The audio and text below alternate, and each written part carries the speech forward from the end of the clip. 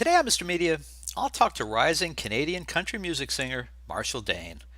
He's here in support of his new single, Alcohol Abuse, from the just released album, One of These Days. Stick around. There might be a reference or two in the conversation to alcohol. And who isn't interested in that?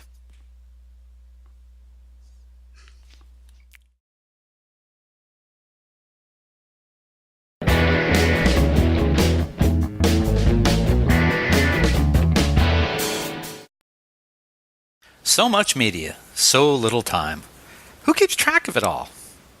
That would be me. This is Bob Andelman, and this is a Mr. Media interview, brought to you by Amazon.com, Audible.com, and 1-800-DIAL-DJs. Please stop by the website, MrMedia.com, click on our advertisers, support the show. And remember, there's more than 1,000 interviews available at MrMedia.com. We've been doing this since February 2007. Hope you'll find something you like. And thanks for listening.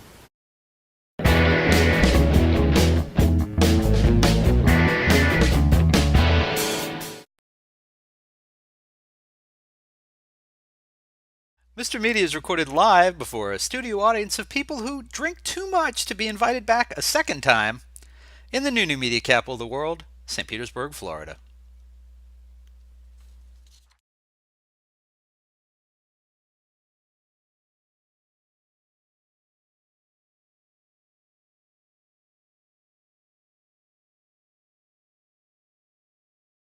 Everybody has a personal list of guilty pleasures, right?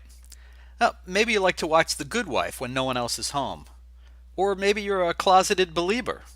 Stuff like that.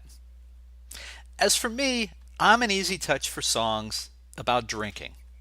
You know, one bourbon, one scotch, one beer. Now, not the John Lee Hooker version, but the one by George Thorogood and the Destroyers, only because that's the one I was originally introduced to by my friend Jim Doughton.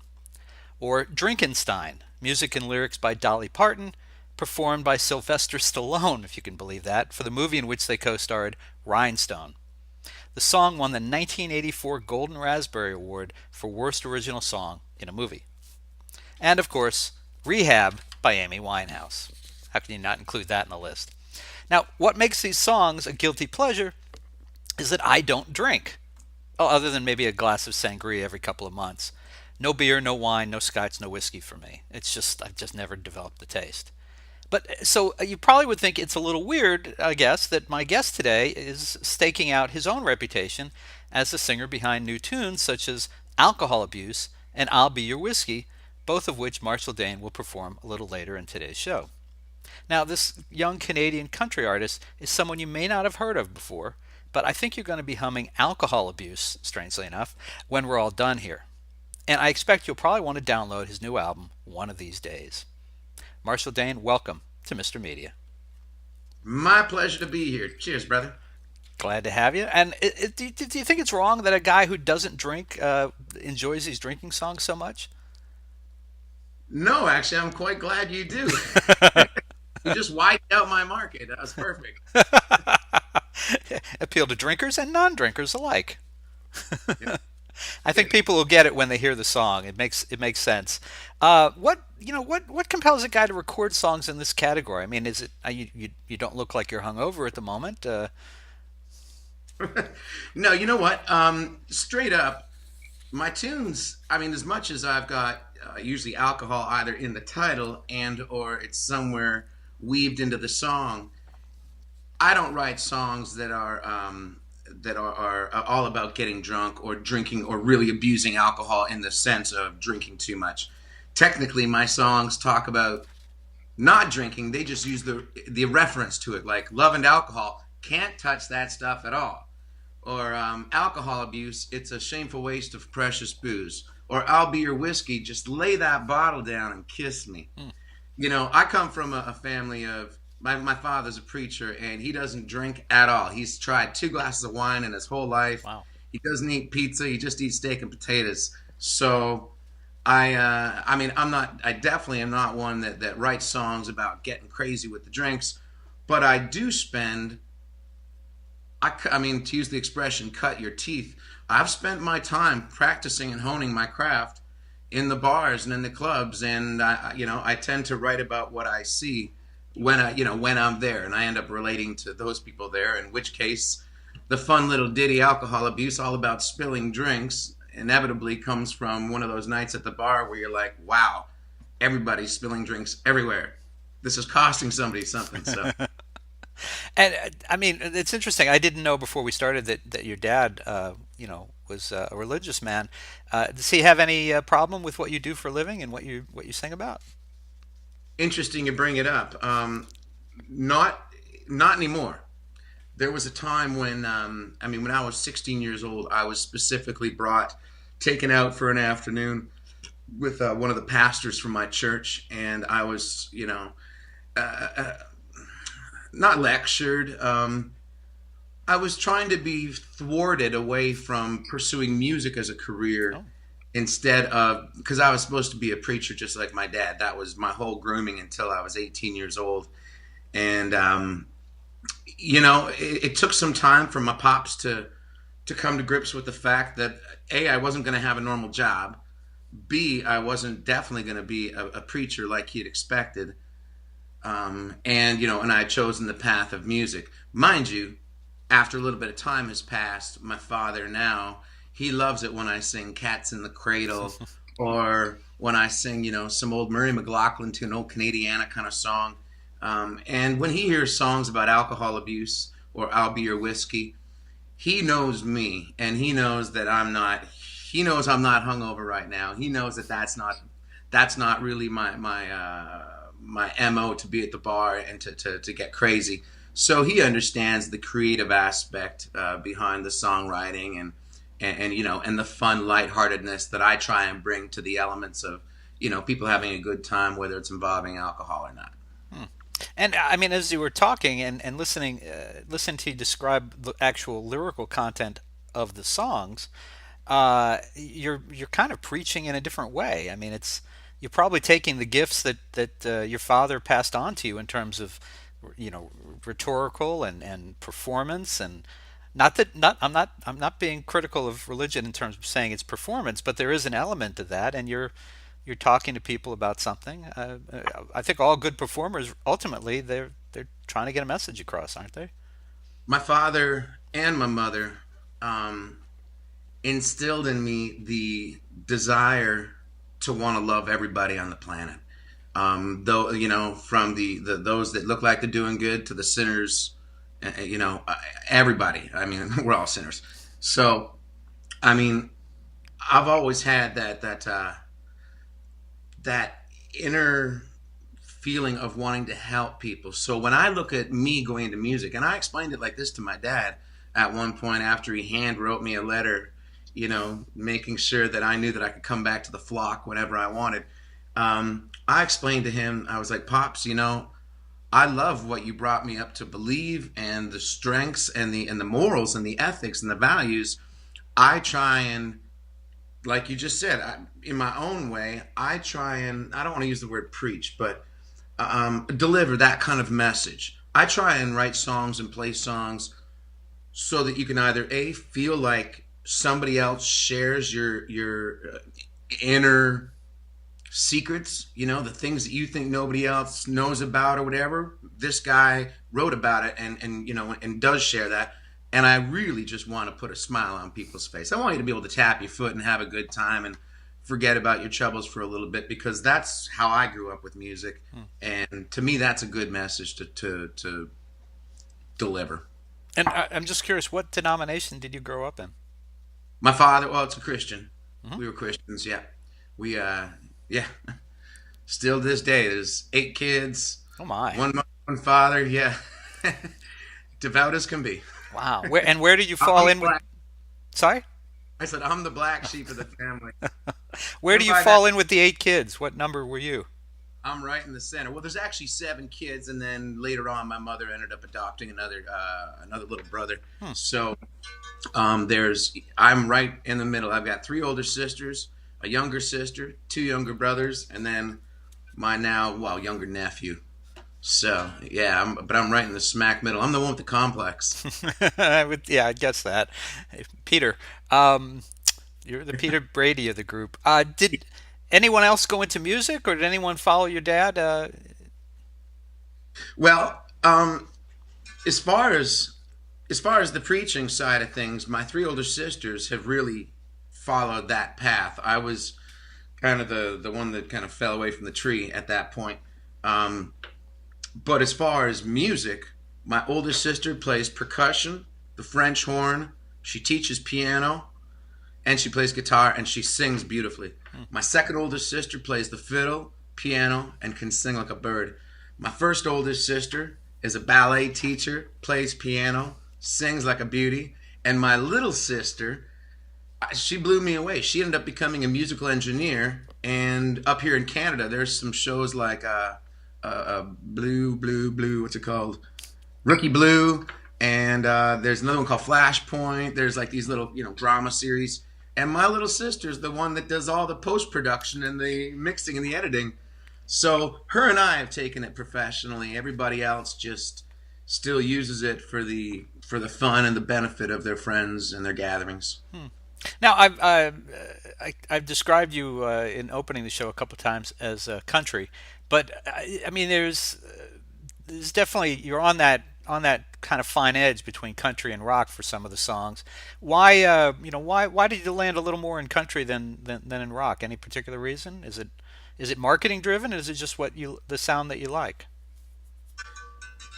It was, and I say it was because it was almost like a very specific moment in time when all this kind of triggered for me. Basically, I've had my head down writing songs and playing music without even thinking about radio. I never thought about where my record or my songs would fit on a shelf.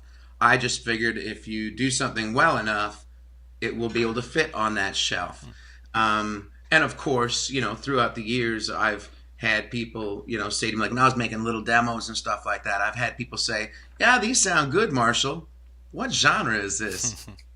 And I'm like, "Well, I don't know. It's just me. It's kind of got a little dancey track over here and a little bit of a rock track here. That slow down, just acoustic version sounds kind of country."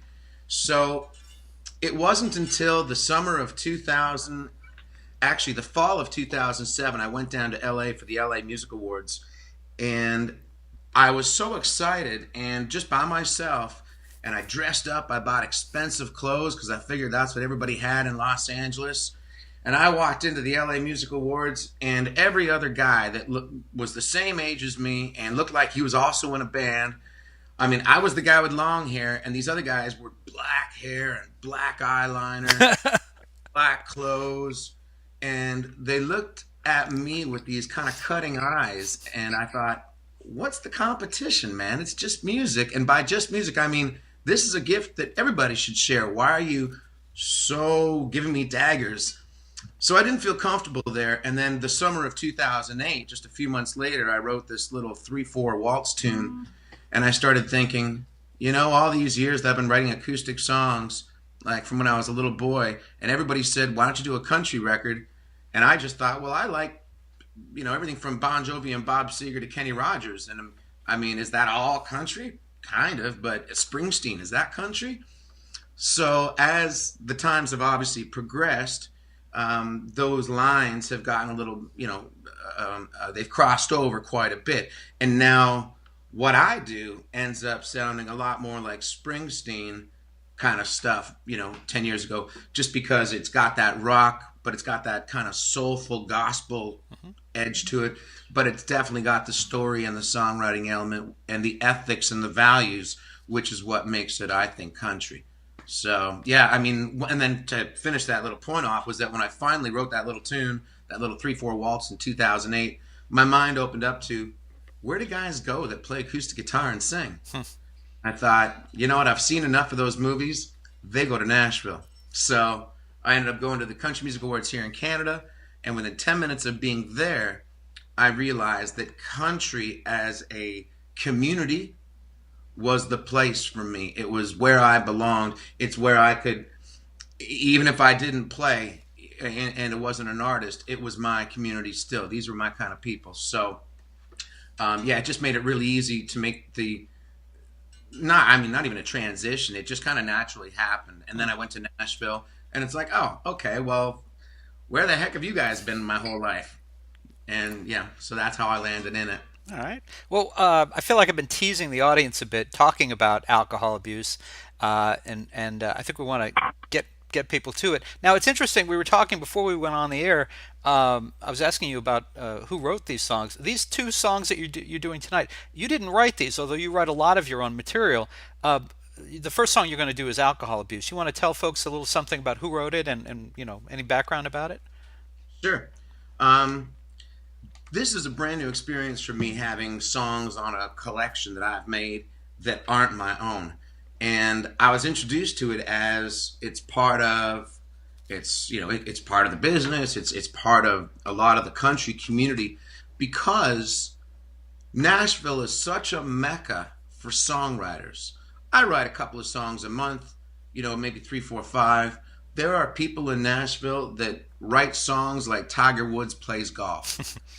It's that good. And they do it three, four, five times a day. So a lot of times you're in the middle of a writing session with some guy, which is kind of what happened with I'll Be Your Whiskey, for instance, to jump over there. My friend Jason Matthews and I were writing. And in the middle of the song, he just stops and says, wait a second, dude. I've got a song that I just wrote. And I mean, it sits in a drawer. Nobody has ever heard it. What do you think about listening to it? And maybe it excites you enough to put it on your record. And of course, my theory is it has to be something, A, I wish I wrote myself. B, I haven't written myself yet or nothing close to it. Otherwise, I'll revamp the one I already did. And it just has to resonate. It's got to be one of those tunes that just doesn't come out of your head. And the point is that these songwriters get to know your personality within a few hours. They get to see if you're a happy guy, an angry guy. Do you write, how do you write? How do you deliver? And alcohol abuse specifically, I was in a writing session and one of the guys just piped up. And I can't remember, we were doing down for a sim down a blacktop road and let's shake the shack. And all of a sudden we stopped and the guy says, have you heard the tune I wrote called Alcohol Abuse? And I'm like, no. He goes, you got to check this out. Next thing you know, and I fell in love. As soon as I heard the chorus, Michelob, Band, Hudson, Miller Lite, Budweiser, Newcastle, Harpoon, Lone Star, Blue Moon, Dosiki, Amstel, Samuel Elms, Go to Hell, Highball, Bloody Mary, Fuzzy Navel, Cookie Cherry, Mudslide, Margarita, Whiskey, Sour, Straight Tequila, Screwdriver, Hurricane, Shirley Temple, down the drain. I thought, I want to play that song and I want to learn those lyrics and I want to live with it for a few months and get my audience back in Ontario to listen to it and see how it vibes there. And of course, everywhere I go now, every performance we do, it's near the end of the show when we pull off Alcohol Abuse because the crowd just goes nuts for it and they love the track. And I mean, that makes me feel like I made the right call when I decided that maybe one of my songs will wait for the next record and one of these songs will go on this record right now. I think it was a good call. It was when your publicist sent me Michael Stover sent me information about you, and he knows I'm not a big country guy, but there's just certain songs that'll grab me. So he sent me that, and I played it. And I went, okay, I got to have this guy on the show. I just really like the song, and I want to stop talking about it. You're going to play Alcohol Abuse right now, right? And I'm sorry, tell us again who wrote the song? This was written by Kim Williams and Billy Yates. Okay, all right. And those guys they both wrote for Rascal Flatts, Reba McEntire, Tim McGraw, heavy cats. All right. Well, folks, if Marshall Dane is ready, this is Alcohol Abuse. It's off of the One of These Days album, and when we get done, I'll tell you where you can download it and own the whole thing. And folks, give a listen. Marshall Dane, Alcohol Abuse.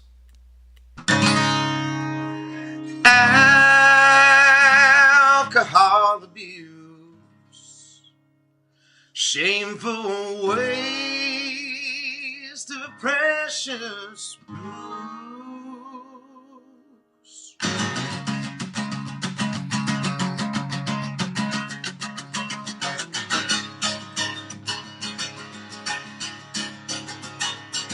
Well, the glass hit the chicken wire in front of my face. Jack Daniels was falling like a rain on the stage. The fight broke down and a bouncer broke a bottle. Over all that noise, I heard somebody holler,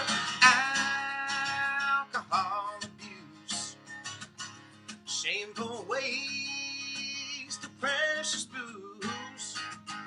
Name your pain, whatever you choose. Eyeball, Bloody Mary, fuzzy navel, cooking sherry, mudslide, margarita, whiskey sour, straight tequila, screwdriver, hurricane, Shirley Temple down the drain. Every drop we lose, it's alcohol abuse. Trouble escalated as the cops showed up. They busted through the doors, pulled out their handcuffs. Boys, you need some help, a little rehabilitation. Running you in for misappropriation. Alcohol abuse, shameful waste of precious booze.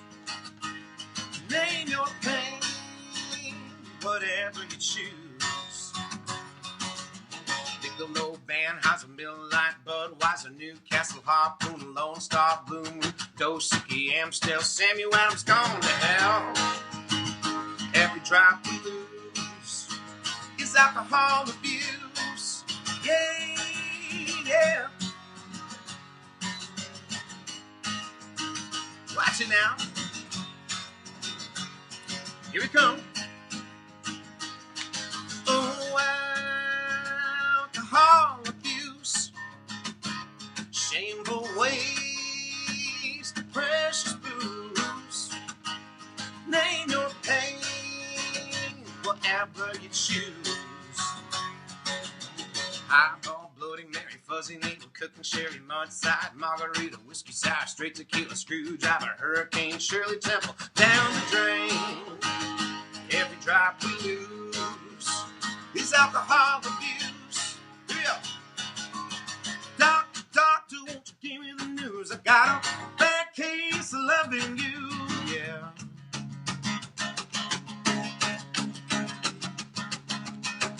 All right, in one breath. Let's see if I can do it. Low Banheiser, Miller Lite, Budweiser, Newcastle, Harpoon, Lone Star, Blue Moon, Dosicki, Amstel, Samuel Adams, gone to hell. Highball, Bloody Mary, fuzzy navel, cooking sherry, mudslide, margarita, whiskey sour, straight tequila, screwdriver, hurricane, Shirley Temple, down the drain. Every drop we lose is alcohol abuse. Every drop we lose is alcohol abuse. Yeah.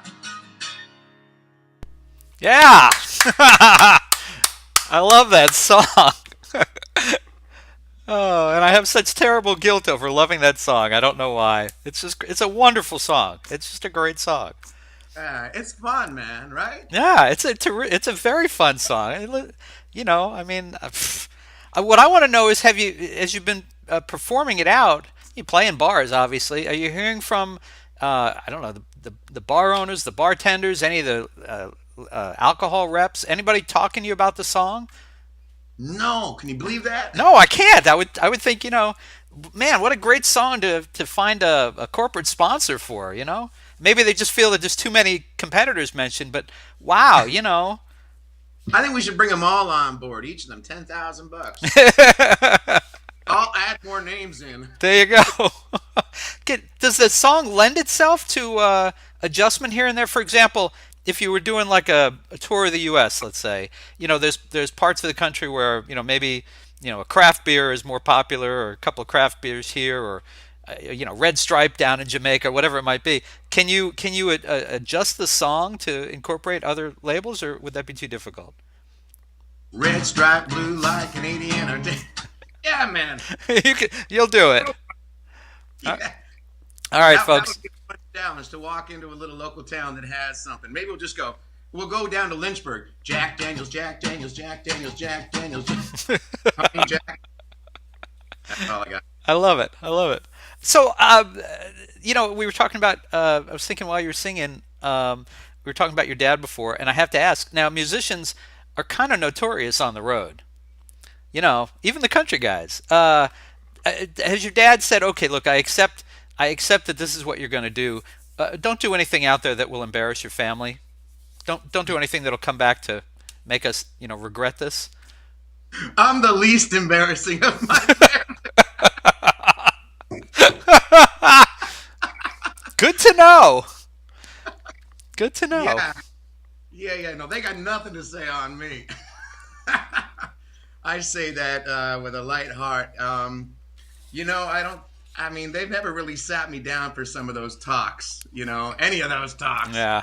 So, no, in that case, I mean, the only thing my dad has ever said about my playing was I was out doing a live charity show for Lou Gehrig's disease one afternoon, and I announced that I had this new song I wrote about my family, and it was one of two songs being up for selection for my previous album, Running Stop Signs. And I said, so this one's called God Fearing Woman, and it's about my family. So it starts off, Mama was a God fearing woman, blah blah blah. But then it goes into my dad. My daddy gave his life to the preaching, but he couldn't hide the devil in his eye, and he thought he'd found his savior when he drank that bottle dry. So at the end of the tune, yeah, right. This is the first time he's hearing it. It's live on stage, Thanks, and son. he, and he said to me afterwards, he said, "Son, what was that tune you did?" And I'm like, "Oh, that's a new song in contention for the record." He goes, "Do me a favor, son. Don't put that song on the record. Put the one about your mother on the album." So, anyways, needless to say, that song sits in a drawer somewhere. But yeah, there you go. That's my story, and I'm sticking to it. Okay, I look forward to hearing that one when that one works its way out of the drawer. When Right. was the first time you sang in public, and when did you first realize that you could do this? The first time I sang in public, I mean, as a kid, we always sang in church. In school, I always, and what's funny is that because I got three older sisters, and at the time growing up in church with just myself and my three older ones, um, it'd always be our little Van Trapp family over in the corner. With my mother was the piano player at the church, and my three sisters and I would always be finding different harmonies to sing during the songs. Um, it was by divine intervention that at 15, the little cafe that me and my friends used to go to after church for our hot chocolates and such, and cheesecake, the guy finally asked me, he says, "Hey, Marshall, I know that you play music, and some guy here from a band called Honeymoon Suite wants $100 to play tonight." And I said, "No way, but if you'd be willing to play Fridays and Saturdays, I'll give you 35 bucks and a piece of cheesecake." And that was enough to sell me. So I ended up performing live for the first time for 6 months every Friday and Saturday at 15. And although I didn't know then that that was going to be my thing for the rest of my life, I knew that I enjoyed it so much that it was more important for me to be on this side of the stage than to be on that side of the stage watching it. I wanted to be the one delivering it. So, and then right as soon as I got out of high school, I had myself a good job that I got through high school, and then handed in my resignation to go on the road with a band. And that's the end of that story. Been in the music business ever since. Has any cheesecake ever tasted as good as that cheesecake that went with That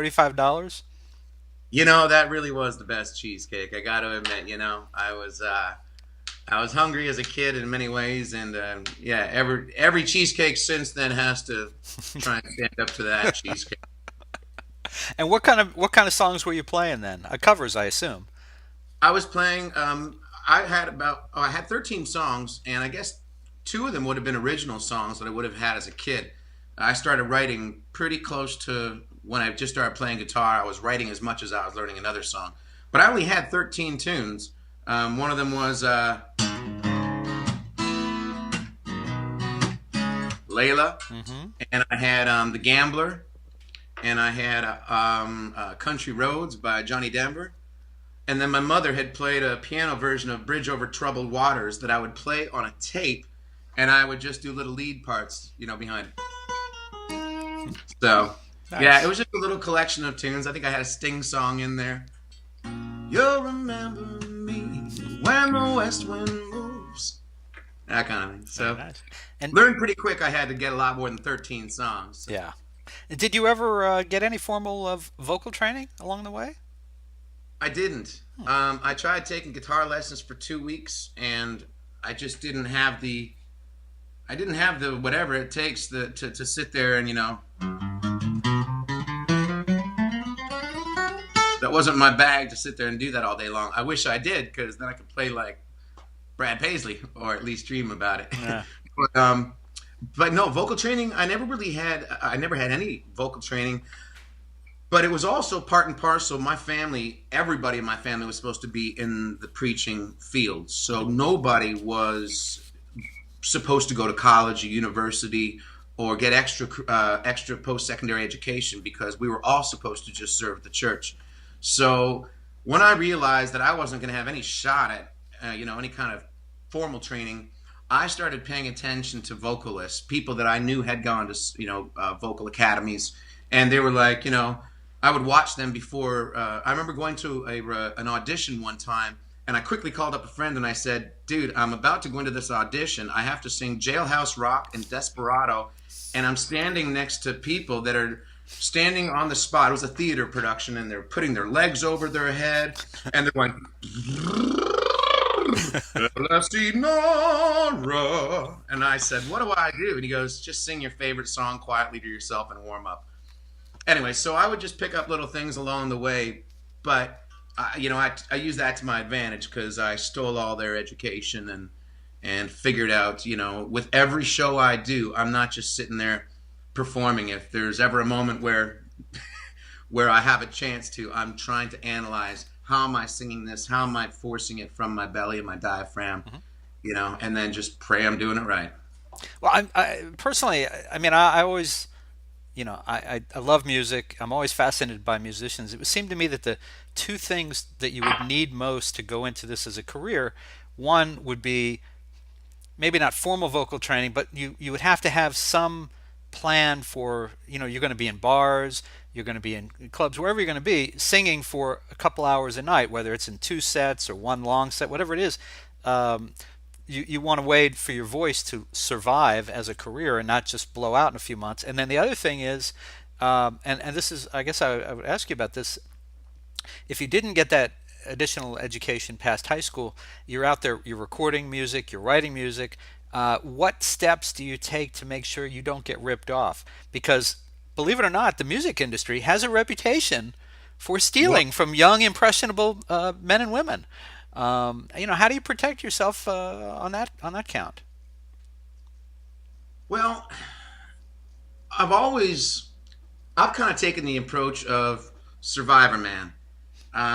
It's about, how am I going to get through the journey of life. It's not all about, you know, um, it's not all about what kind of job you got, or what kind of income you're bringing in.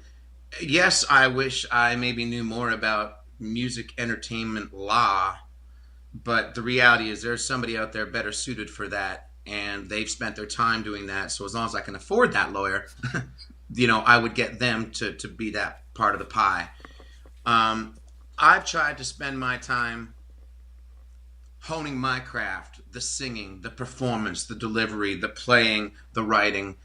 Um, I'm not I'm not ignorant as to the stuff that I may not know, a whole lot about. There's some things I know a little bit about, a lot of things, but I mean, there's some stuff you really got to know about, and that's when you lean on, and you have to lean on other people in the business, other friends. You meet people along the way. If I have a drumming question, I'm not going to ask my piano player. I'm going to ask a drummer. And if I have a question about a shady deal that's coming across my table, I'll ask somebody that knows, hopefully better than I do. And of course, there's trial and error.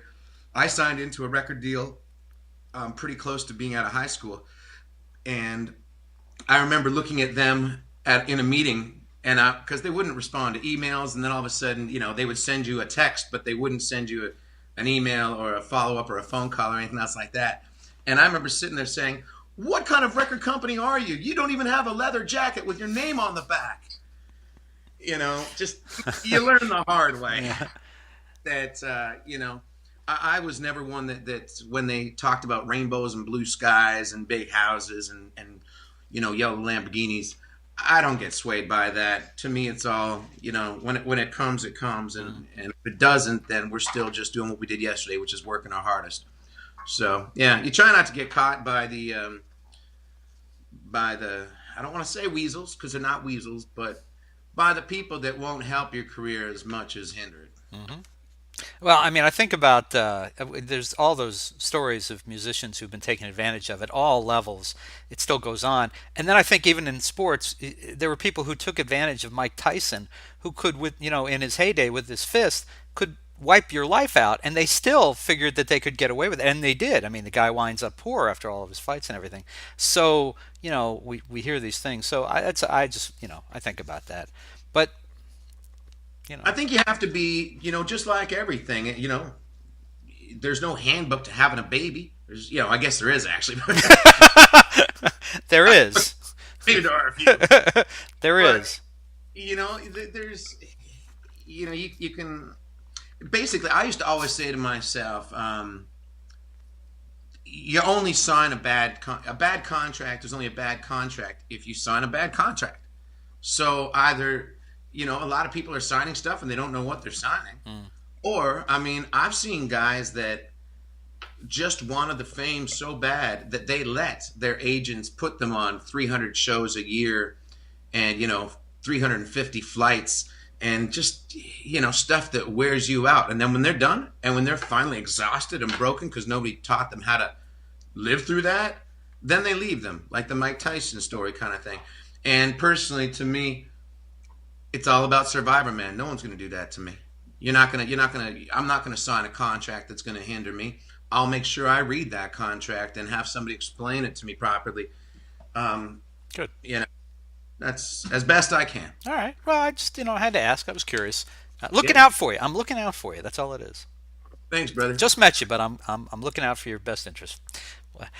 So look, before we run out of time, you're going to do another song for us. This is going to be "I'll Be Your Whiskey," which we've talked a little bit about. You want to mention again? This was Jason who wrote this. Jason Patrick Matthews. Jason Patrick. Um, I remember when Jason sent me this song. It was because I walked into a session crying.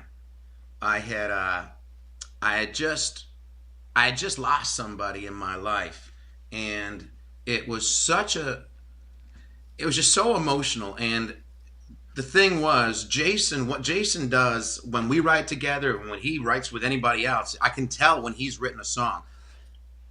I can just pick it out, just the style. It's like one of my other buddies writes like a Hallmark card, and Jason has this specific thing, and he basically took that metaphor of using whiskey, which works well with me and my my singing style, um, and he basically wrote a song about hope and wrote a song about which the whole album one of these days is very self-empowering. It's all about if you're struggling, you don't have to. You don't have to be struggling. You can start now. You can start today, and you can seek out somebody else who understands. The reason I try and write songs and get as innocent and sincere as possible when I'm writing or performing is so that somebody else out there. It's like one of those Disney movie kind of songs, I can't remember, not somewhere out there over the rainbow, but anyways, it's just to sit there and wonder when you're looking out over the moon and saying, does anybody else feel like me? And in this particular case, it was all about somebody that needed help, couldn't seem to get themselves out of a bad situation, and was in that whirlwind of negativity. And there's an expression in yoga which I took up after years of martial arts, for this Zen purpose, mostly, and it was let go of that which no longer serves you. And that's what I'll Be Your Whiskey is about. In this case, it's all about somebody in a rough relationship that just is not serving them any longer, and it's pushing them even further down. But the real reality is, let go of those things that no longer serve you, and reach your hand out because there's somebody there that's got your back. You just gotta look over your shoulder. Very good. Well, folks, so we don't run out of time, let's get this in here.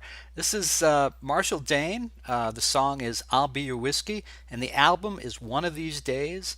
Take it away, my friend.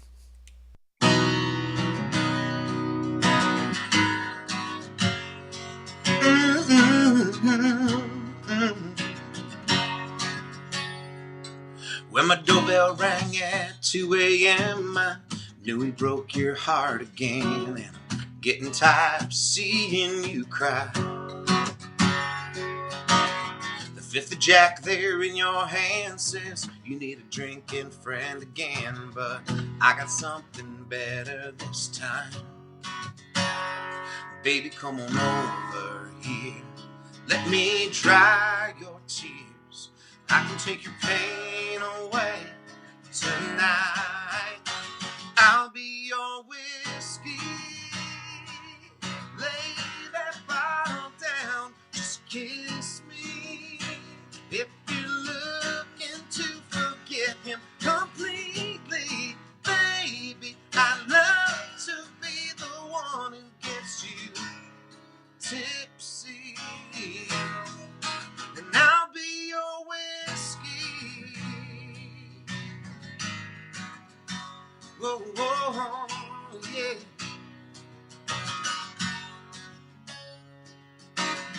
Whiskey wears off quick.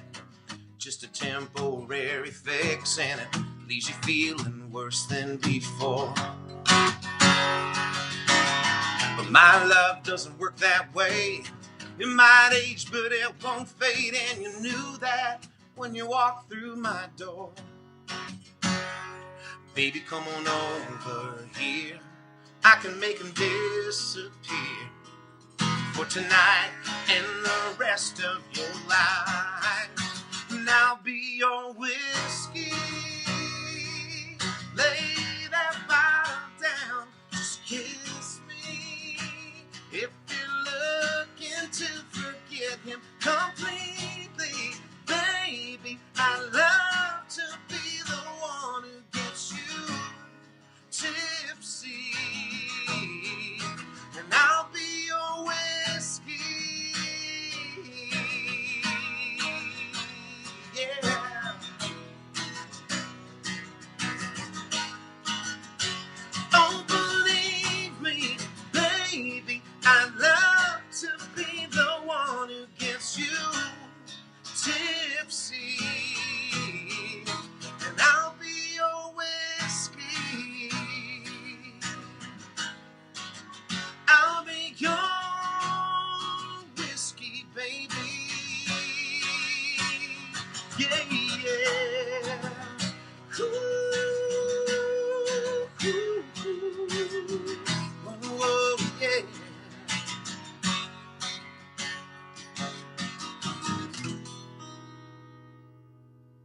Yeah. Thank Thanks, you very brother. much. Thank you. Who doesn't love a song with a great hook? You know, I mean, and Isn't it awesome? yeah, I mean, and that the word whiskey just really lends itself, doesn't it? I mean, it's just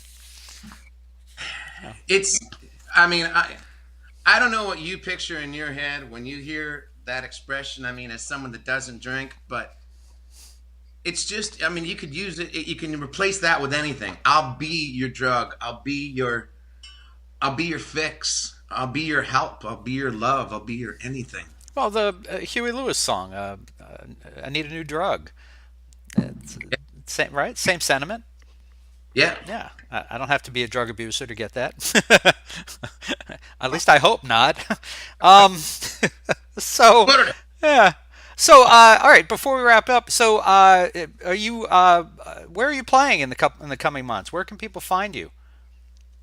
Well, the easiest thing to keep in touch with me and my goings-ons is my website, marshalldane.com. So it's MARSHALLDANE.com. If you're on Facebook or Twitter, it's the same thing, facebook.com/MarshallDane or Marshall Dane Music, youtube.com Marshall Dane, and the Twitter is Marshall Dane. I got it all wrapped up, Marshall Dane. And as for the upcoming months, it's almost week by week what's going on. We're in the middle of planning the final throes of prepping the video for alcohol abuse, so that we've got a little staggered. We've got our American release was last week. The Canadian release is this week. We've got a couple of a slew of interviews over the next 2 weeks. Then we'll have the video ready. Then I leave on a half Canada tour. Ontario, this leg of it is going to be Ontario to Vancouver on a via rail train. I'm actually going to be, yeah, it's a little tour we set up ourselves to promote the single. So I'll be on a train going through the prairies of the pretty countryside. And then when I come back, we'll be doing this video launch party. Then I'll be heading to the U.S. for my first ever U.S. performances. Never done that. Mm. So Michael will be setting up that so that we can go down to Nashville, do some writing, and then along the way we'll be able to hit whatever little fires we've started over the last, during the month leading into that kind of thing, or the 2 months leading into that. Awesome. Yeah, it's just, and then that's April. All We right. haven't even got May, June, and July. Very exciting time to be a guy named Marshall Dane. Yeah, it's good Yeah. times. All right. Well, folks, listen. You can download Marshall Dane's latest single, "Alcohol Abuse," from the album, also downloadable. One of these days, you can find it at great online music retailers, of course, or you can order it right now at a great price. MrMedia.com, MRmedia.com. If you're watching the video on the site, right below us, somewhere over here, you'll see the image for one of these days. Click on it. If you're a person who downloads to your iPod or your iPad or your iPod or your iTunes, whatever it is, or Kindle, you'll find it. You can click on it. You can have it in seconds. If you're old-fashioned, you got to have a CD. You can do that too. But right now, you can just click on it there. Marshall mentioned his website, marshalldane.com. He's on Twitter. He's on Facebook. He's on YouTube. Again, we'll have all those links down here somewhere, as we usually do. Um, Marshall, love the music. Want to thank you so much for performing live for us here, and wish you a lot of luck with the album's release. And thank you for joining us on Mr. Media today. Brother, it's been my pleasure. Thank you so much for having me. Thanks to all your listeners for tuning in, and I hope they enjoyed the tunes and what I'm doing up here. And let's do it again. Be delighted to have you back. Thank you very much. Right on, man. Thanks kindly.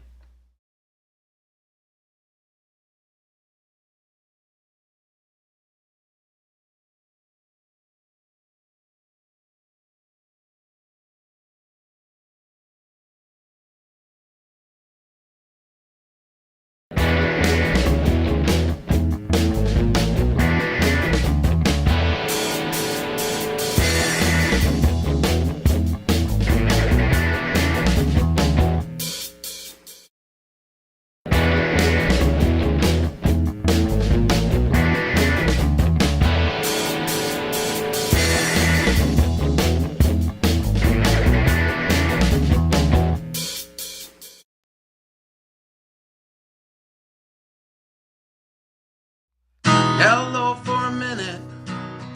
Hello for a minute. Right on, right on. Check 1 2. Scooby Dooby Doo. Sponsored by Canadian Tim Hortons Coffee. Oh, nice. No, I'm not. Mr. Media is recorded live. All right, now we have something for the outtakes. Good.